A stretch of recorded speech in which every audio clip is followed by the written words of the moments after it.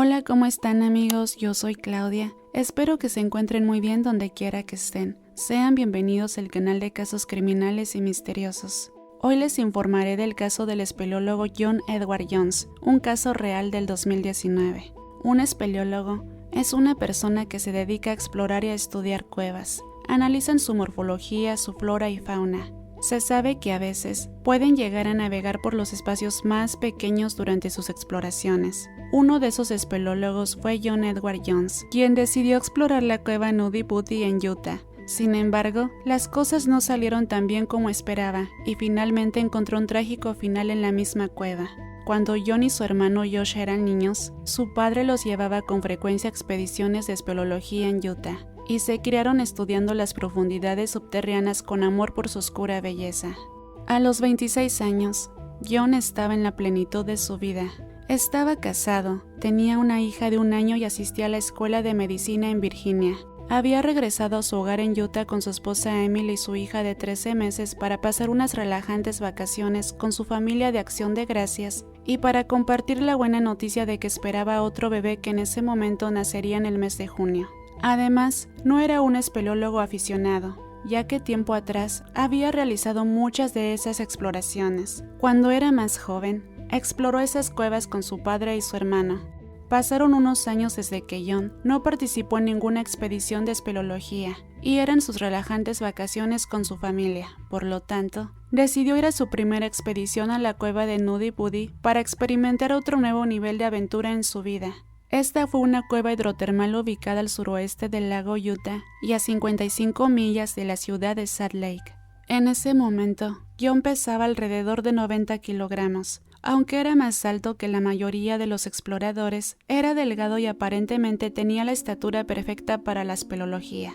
El 24 de noviembre del año 2009, alrededor de las 8 p.m., John, los miembros de su familia y otros 9 amigos ingresaron a la cueva Nudie Buddy. El grupo se dividió en dos. Los niños y algunos adultos exploraron una parte menos peligrosa de la cueva, mientras que los demás decidieron explorar la cueva un poco más. John escogió un agujero a la altura de la cintura para explorar. Llevaba una linterna frontal para la espeleología con los colores del arco iris, estilo años 70, que su padre había comprado para los viajes familiares de su infancia. Aproximadamente 1 hora después de la exploración, John decidió encontrar la entrada al canal de nacimiento, un camino angosto por el cual los espeleólogos deben navegar con mucho cuidado. Posteriormente, encontró una entrada que pensó que era la indicada y se arrastró a través de ella. Empezó a gatear usando los dedos, las caderas y el estómago, pero pronto se dio cuenta de que había cometido un grave error. El estrecho espacio por el que se había arrastrado tenía apenas 10 pulgadas de ancho y 18 pulgadas de alto. Como resultado, John apenas tenía espacio para respirar. En ese momento, solo podía adentrarse más ya que no había opción de dar la vuelta. Sin embargo, la grieta lo envolvió y no pudo moverse más. Un brazo estaba atrapado debajo de él, el otro forzado hacia atrás por un afloramiento de roca. El faro del arco iris rebotó. Además, a pesar de que la cueva Nudie Buddy era muy popular, no estaba completamente mapeada. Por lo tanto, John estaba atrapado en una grieta que estaba en un territorio desconocido. Mientras tanto, Josh, de 23 años, se enteró de que su hermano, John, estaba atrapado. Pensó que era el comienzo de otra historia familiar de aventuras. Su padre una vez se quedó atrapado brevemente entre 2 rocas cuando eran niños. Pero sin embargo, cuando Josh pudo ver a su hermano, el temor se apoderó inmediatamente de él. Josh dijo en una entrevista: "Al ver sus pies y ver cómo se lo tragaba la roca, ahí supe que todo iba realmente en serio". Los 2 hermanos, quienes eran mormones devotos, empezaron a orar juntos. "Guíanos mientras trabajamos en esto", oró Josh, y se abrió camino. Envolvió sus pies alrededor de las pantorrillas de John y tiró. El cuerpo de John se elevó poco a poco, pero no tenía nada en que agarrarse y volvió a deslizarse dentro de la grieta tan pronto como Josh lo soltó. Todo fue al revés para Josh, porque su cuerpo estaba con la cabeza hacia abajo. Josh luego navegó hacia la entrada para pedir ayuda. Sin embargo, para entonces John estaba atrapado a 400 pies dentro de la cueva y 100 pies debajo de la superficie de la tierra. Josh en ese momento se sentía impotente y abrumado, pues su hermano mayor estaba indefenso en un agujero oscuro. Josh dijo que su hermano tenía que salir porque tenía que salir. También sabía que necesitaban equipos de búsqueda y rescate de inmediato. Josh se arrastró de regreso a la superficie y llamó al 911 mientras un amigo entraba al túnel para quedarse con John. Sabiendo que la ayuda estaba en camino, Josh se armó de valor para otro viaje para el túnel para tomar el lugar del amigo. Josh y su hermano John hicieron una pequeña charla para sacar sus mentes de la cueva. Hablaron sobre la novia de Josh y si John debería seguir estudiando la escuela de medicina. Cantaron el himno, una canción para fortalecer la fe y animarlo en ese momento, y también oraron de nuevo.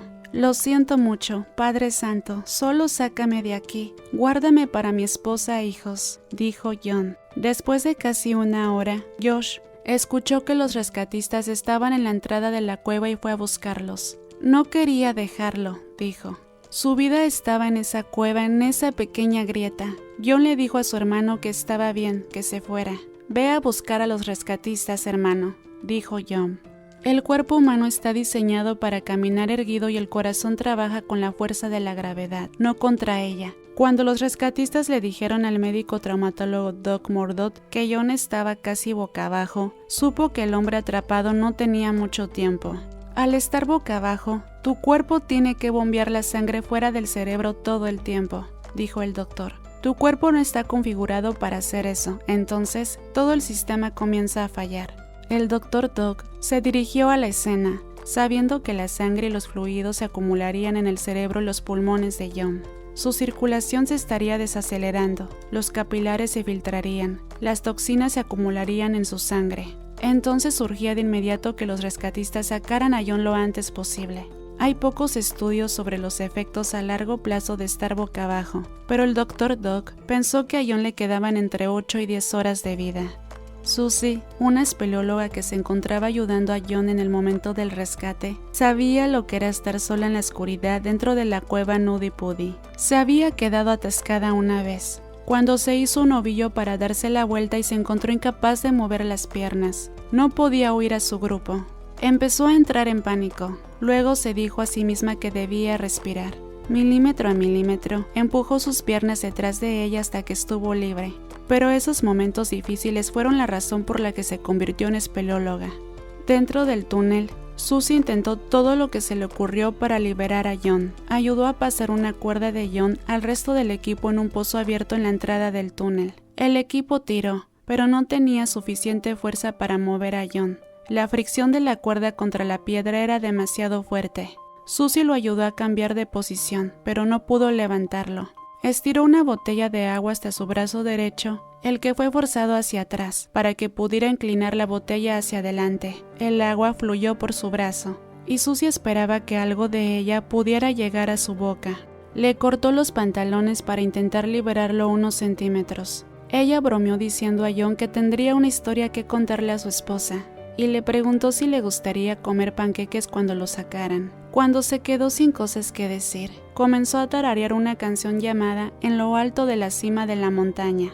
John le preguntó si eso significaba que ella era mormona. Ella dijo que sí, pero que se había alejado un poco de las enseñanzas de la iglesia en los últimos años. John le preguntó si su fe era fuerte, si planeaba casarse en un templo.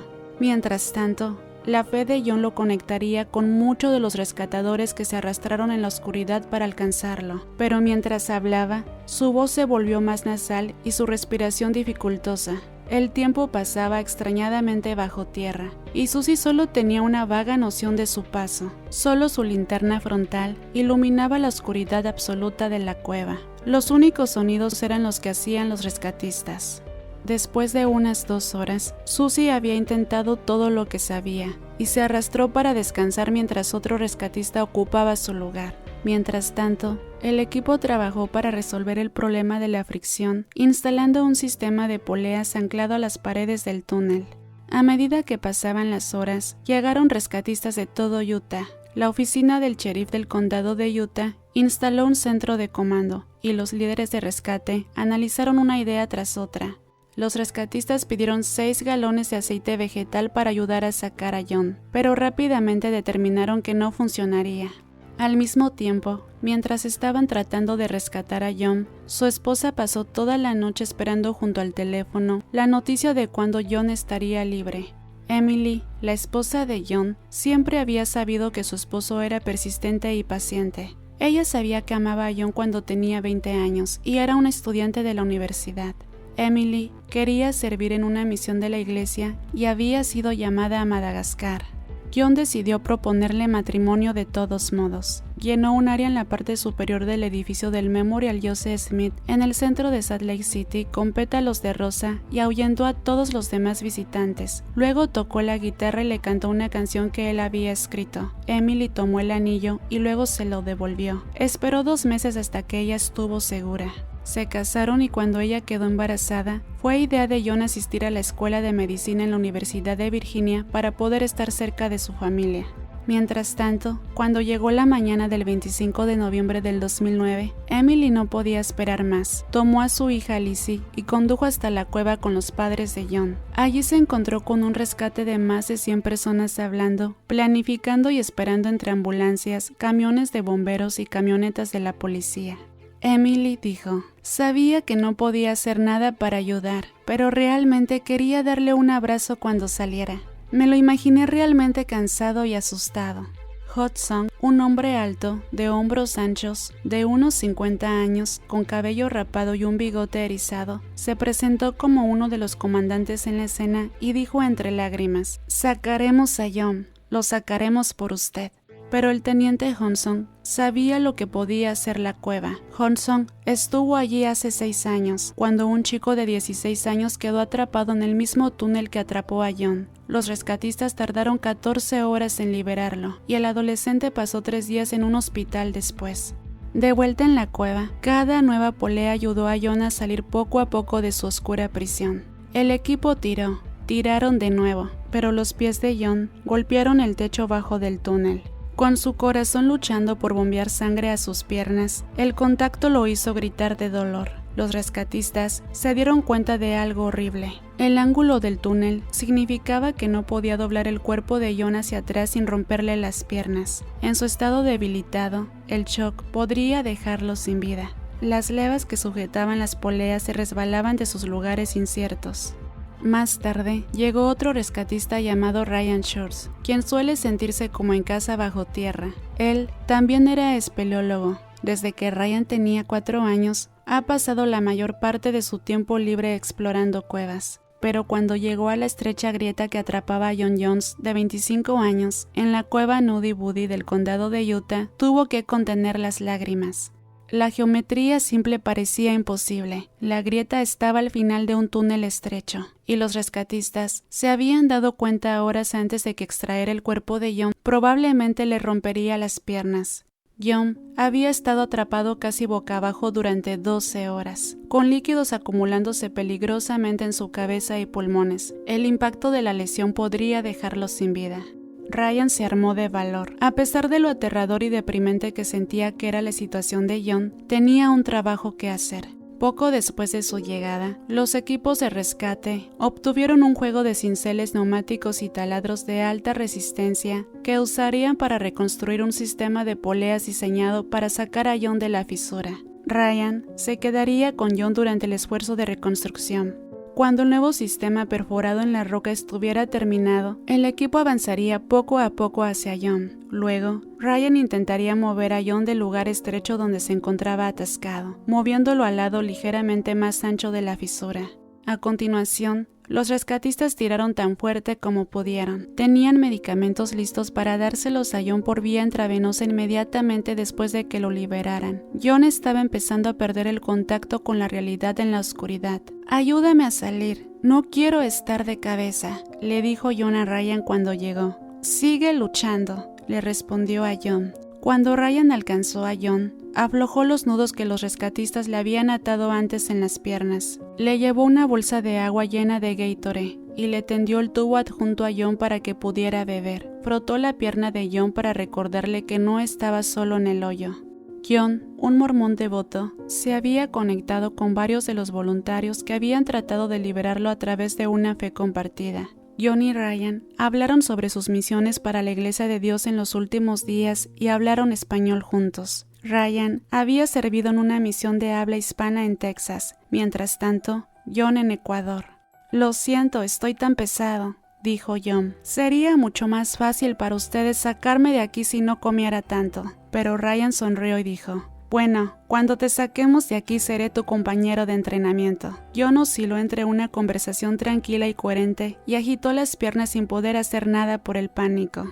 Ryan descubrió que la mejor manera de sacarlo de ese abismo era preguntarle por su joven familia. John le contó a Ryan sobre su esposa Emily, sobre su vida juntos en Virginia, sobre su hija de 1 año y su hijo en camino. El bebé debía nacer el día del cumpleaños de Ryan, el 13 de junio. Los comandantes de rescate en la superficie también sabían cuánto ayudaron a John los pensamientos de su familia en su oscura prisión. Los equipos del condado de Salt Lake le llevaron un sistema de comunicación, un conjunto de 2 radios que transmitían a través de una línea de cable. Hicieron la línea de la entrada del túnel de John y luego le dieron un altavoz a Ryan. Acostado en el túnel oscuro, Ryan estiró su largo brazo lo más que pudo con la pequeña caja negra. Las lágrimas corrían por el rostro de Ryan cuando Emily le gritó a John desde la caótica superficie hasta el mohoso y estrecho túnel. Ella le gritaba: «Te amo, solo sigue luchando». Emily se escuchaba con la voz quebrada. John gritó: te amo, dile a Lizzie que la amo. Saldré para verte de nuevo». Y Ryan pudo escuchar que estaba llorando. El tiempo se estaba terminando. Y a las 4 p.m., John había estado atrapado durante 19 horas, pero los rescatistas finalmente tuvieron el poder de sacarlo. «No puedo creer que estoy boca abajo», dijo John. La cuerda se colgó a través de casi 15 poleas perforadas en la pared de la cueva. Ryan trató de preparar a John para lo que estaba a punto de suceder. «Está bien, John, necesito tu ayuda. Necesito que te asegures de empujar con las manos. Voy a empujarte, ¿de acuerdo?» En el foso, 8 personas trabajaban como una sola. El cuerpo de John se salió de la grieta. Con cada tirón se movía un poco más.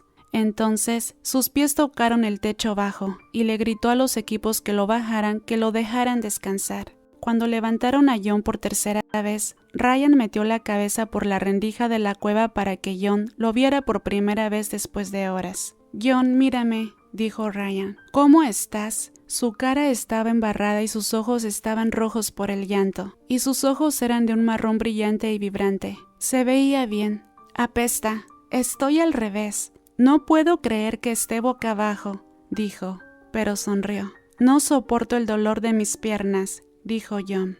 Después lo dejaron descansar de nuevo, y cuando pasaron unos 20 minutos, Ryan levantó la voz para gritar: «Intentaremos subirte de nuevo». La cuerda se movió. John avanzó poco a poco hacia arriba. Ryan comenzó a tener esperanza. Contra la pura imposibilidad de todo, John podría quizás salir. Estaría en mal estado, pero podría abrazar a su esposa Emily, ver el nacimiento de su bebé, a su hija crecer y finalmente podría vivir. Entonces el mundo estalló en un fuerte dolor. John gritó: «Tengo que salir», y enseguida se desmayó. Cuando volvió en sí, se miraba muy mal. Su mandíbula se sentía rota y su ojo estaba hinchado. Bajo la presión del cuerpo de John y el tirón de los rescatistas, el arco de piedra se hizo añicos y la cuerda atada a su alrededor se rompió, e inevitablemente John se cayó de nuevo. ¿Pero dónde se encontraba John? Él estaba atrapado, se había deslizado hacia el agujero y había vuelto a caer de cabeza, y todo se volvió peor que antes. Ryan trató de hablar tan tranquilo como pudo con su lengua cortada casi por la mitad. «John, tengo que irme, me siento mal, tengo que salir, pero está bien, todo está bien. Alguien más entrará contigo». De vuelta en el pozo, las 8 personas que tiraban de la cuerda se estrellaron contra el suelo cuando se aflojó. El padre de Ryan, Dave Church, también estaba trabajando en la línea de transporte. Cuando vio el rostro de Ryan, le preocupó que su hijo pudiera tener una conmoción cerebral o incluso haber perdido un ojo. Mientras los paramédicos evaluaban la extensión del daño, Ryan le dijo a su padre que estaba bien volver al túnel. Alguien tenía que quedarse con John. «John, ¿estás bien?», preguntó Dave, el padre de Ryan. «Voy a morir aquí mismo. No voy a salir de aquí, ¿verdad? Te vamos a sacar», dijo Dave. A pesar de todo, John preguntó por Ryan una y otra vez. ¿Está bien? Creo que está muy mal. Entonces, John guardó silencio y su respiración se hizo más lenta. Mientras esperaba que un taladro hiciera un nuevo orificio para la polea, Dave trató de enrollar una cuerda alrededor de la cintura de John. Se metió en extremo más ancho de la grieta, pero estaba demasiado apretado para pasar la cuerda alrededor de John. Le pidió a John que hundiera su estómago, pero no respondió. Entonces, fue Dave quien se quedó atascado. Le tomó 15 minutos salir de la grieta. Cuando obtuvo el taladro, Dave se paró en la grieta al lado de John y señaló hacia arriba, perforando como un loco, luchando en las condiciones en que estaba. Él trató de poner la polea y encontró que el agujero era demasiado pequeño. Perforó un segundo agujero y empujó la polea. Dave estaba exhausto, luchando contra una oscuridad negra. Se arrastró para salir del agujero, deteniéndose cada minuto para no sentirse mareado. En la parte superior, Dave hizo a un lado al teniente Hudson del condado de Utah. Dave dijo: John está perdiendo la vida ahora mismo. Tiene latidos cardíacos, pero tenía dificultad para respirar antes de que yo llegara. No puedes llevar a alguien allí antes de que quede sin vida. Pero el teniente Hudson se concentró en su promesa anterior que le dio a la familia de John de que los rescatistas lo sacarían de la oscuridad.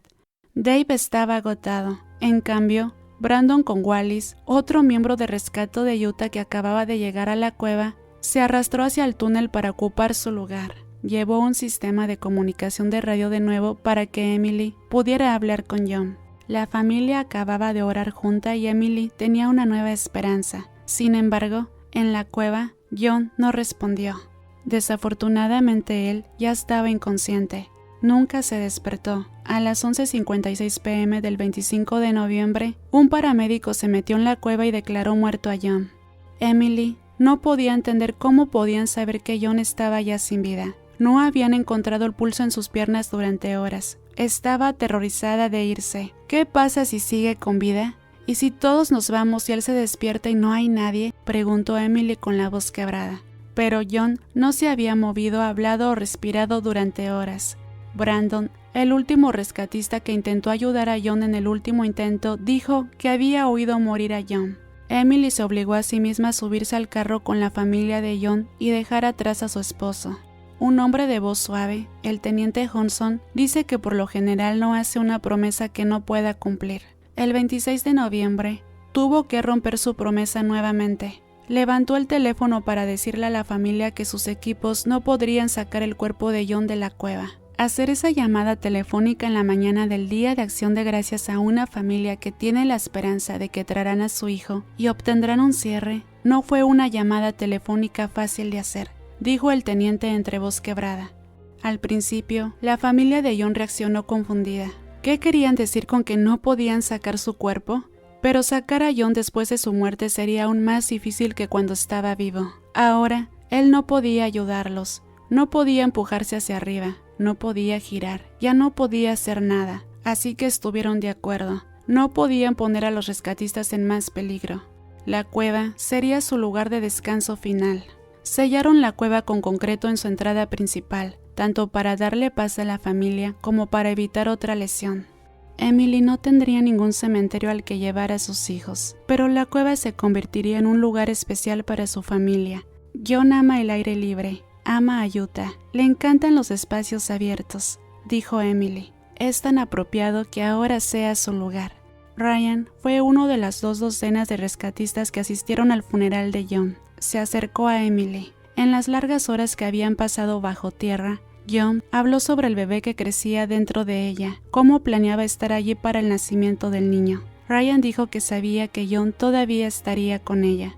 En las semanas posteriores a la muerte de John, Susie, la primera persona que intentó ayudar a John en su rescate, no podía olvidar el tiempo que pasó tratando de salvar su vida. Reprodujo el rescate paso a paso en su cabeza, tratando de encontrar algo que los equipos pudieran haber hecho de manera diferente. Leyó el blog de un amigo sobre encontrar una bendición en cosas terribles, pero no podía imaginar nada bueno saliendo de su mente desde que John perdió la vida. Un hombre había perdido la vida estando solo, en un agujero oscuro. Ella no fue la única. Solo 6 voluntarios habían podido gatear a través del túnel para llegar a John de un total de 137 rescatistas. Seguir adelante no fue fácil. Mostraron tanto cuidado y preocupación por John como si él fuera la familia de todos. Arriesgaron sus propias vidas, no era solo un trabajo. Entonces, en cambio, el hermano menor de John, Josh Jones, se encontró con Susie. Hizo muchas preguntas, y Susie abrió su corazón. Se suponía que el rescate de la cueva era algo que ella podía hacer. Había tenido la oportunidad de demostrar que podía servir tan bien como cualquiera, que podía ayudar a alguien, pero ella pensaba que su ayuda no sirvió de nada porque perdieron a John.